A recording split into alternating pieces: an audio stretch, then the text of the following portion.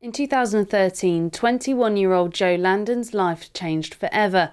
At 17 years old, he was involved in an accident when he was knocked off his bike by a car. It left him with brain damage, needing to undergo surgery and round-the-clock care. Just terrified that he wasn't going to make it, and at the time he was 17 just, and had a wonderful future ahead of him. He was one of these very charismatic people that could do anything. He was very tall and very anything he touched he seemed to be good at. You know, he was a very good skier and sailor and swimmer and archer, hockey player, badminton, squash. He was an England seeded squash player, and rugby, of course. So he had a really amazing future ahead of him with all sorts of great things. So we still are very hopeful that things will change in the fullness of time. Fundraising has played a big part in Joe's recovery. Over the years, Joe has gone through sessions of therapy and rehabilitation with the support of carers, doctors, friends and family to get him where he is today. He's been across the south receiving therapy, and for over 2 years he was at the Raphael Centre in Kent.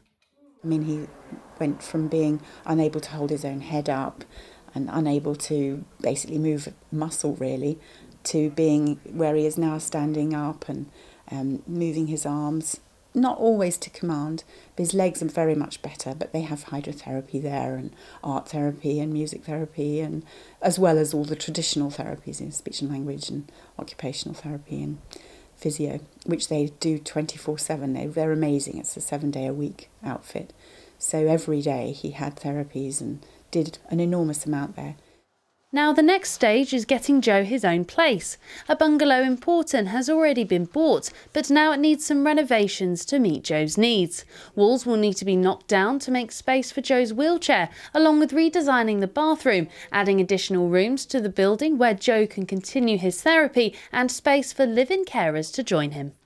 What we've seen so far is incredible generosity and kindness and goodness of spirit, and that's been awesome. And we're ever so grateful, Joe's dad and I. We couldn't have imagined that people would be so kind. We also can't imagine having to fundraise on our own. You know, we've had an awful lot of help with people coming in and offering to do things and donating things.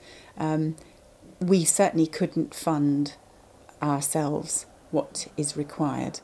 He's currently at Glenside Neuro Rehab Hospital in South Newton and will move once the funds have been raised to transform the bungalow.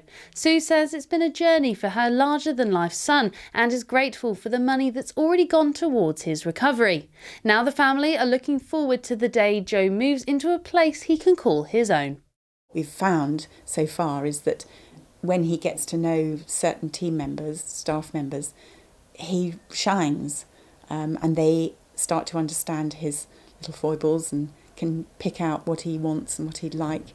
And his life, his day is vastly improved as soon as those people are in place. So we'd like to think that getting him into his own home, that will be the way forward. So I guess that's just got to be our goal, and we've got to keep getting as much as we can to get him to that place.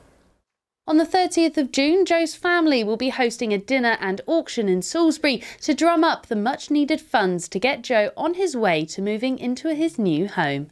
Cara Digby, That's TV.